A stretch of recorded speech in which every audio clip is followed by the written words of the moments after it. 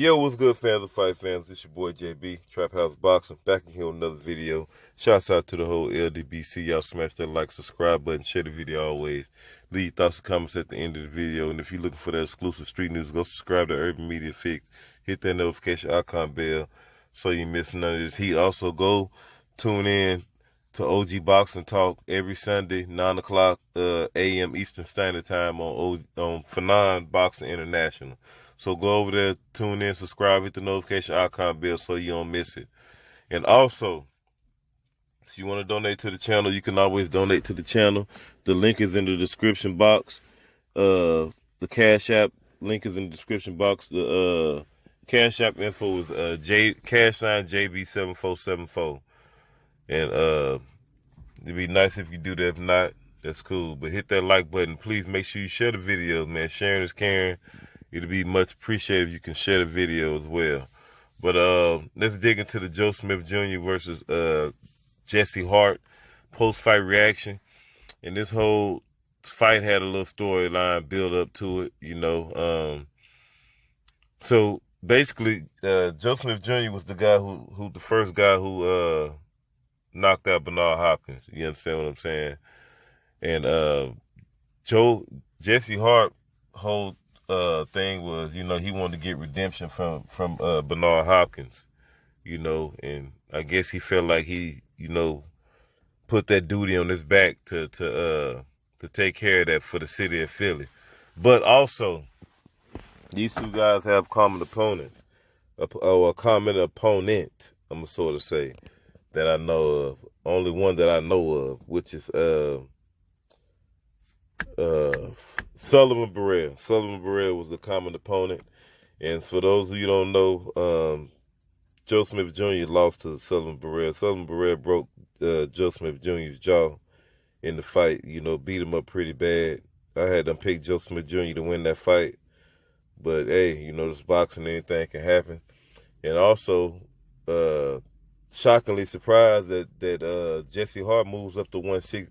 Well, he moves up from 168. And his first fight was against Sullivan Barrera. You know, and I went back and forth with that. I didn't believe that Jesse Hart should have moved up to fight Sullivan Barrera in his first fight. But apparently they knew that Sullivan Barrera had got the dog beat out of him. It was over with. He was a shot fighter from the Dimitri Bivol fight. You understand what I'm saying? Dimitri Bivol put a beating on Sullivan Barrera. He ain't been the same since. And also, Dimitri Bivol put a beating on Joe Smith Jr. And to me, Joe Smith Jr. still got that dog in him, but, you know, you could tell Dimitri Bivol took a little bit out of him.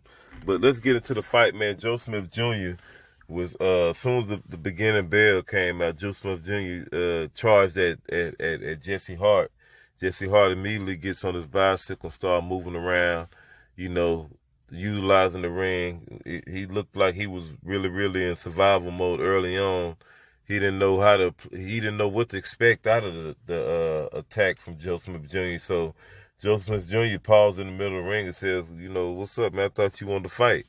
But Jesse Hart was still kind of in retreat mode. He was, you know, using the jab, using the ring, moving around. A lot of people say he was running. It looked like he was running.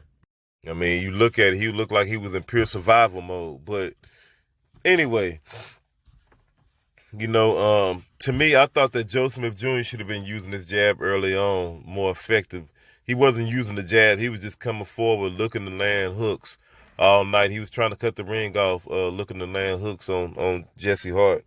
And Jesse Hart was giving up his real estate a lot in this fight. You know, he wasn't keeping Joe Smith Jr. at bay. He said he hurt his hand, but, I mean, that's not my fault. You know, if your hand was hurt that bad, you should have pulled out of the fight. You understand what I'm saying? If you knew you weren't going to be effective like that, you should have pulled out of the fight and saved your performance, your poor performance for another time when you was good, you know, in better condition. But Joe Smith Jr., like I said, the punches that Jesse Hart was landing on Joe Smith Jr. was he wasn't even phasing Joe Smith Jr. He was walking right through him, and he wasn't sitting down on the shots, you know, at all, hardly. You know, he was doing a lot of holding, excessive holding. Both guys was rabbit punching in the back of the head.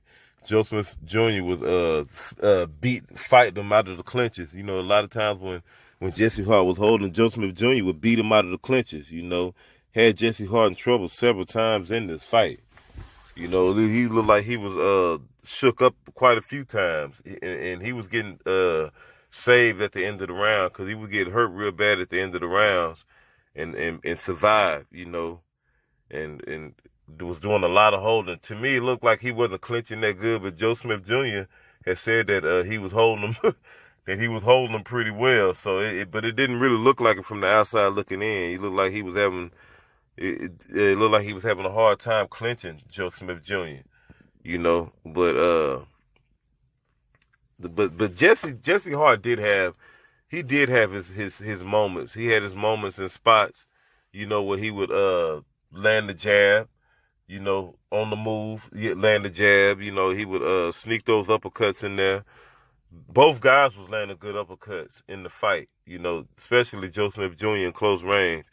Jesse Hart would lead with uppercuts and pivot out the pocket in times. And he was doing a good job of doubling up on the left hook. He always doubles up on his left hook like that. I thought he was doing a pretty good job of doing that at times when he wasn't getting too wide and getting caught while he was doing it. But Jesse Hart never had the greatest defense anyway. You know what I mean? Never had the greatest defense. Always opened up a whole lot and get caught, you know, in between shots. But I don't know. I think he just felt he was leery of the power. He felt the power early on, and it was something about it that he just didn't want to sit down on the punches. You know, he didn't start getting aggressive until the last round when he knew he was actually counted out. Then he wanted to start coming forward. I thought that when he was check left hooking Joe Smith Jr., he was getting a lot of success in that. He was when he was doing that, he should have when he was pivoting out of the pocket after he check left hook Joe Smith and reset him.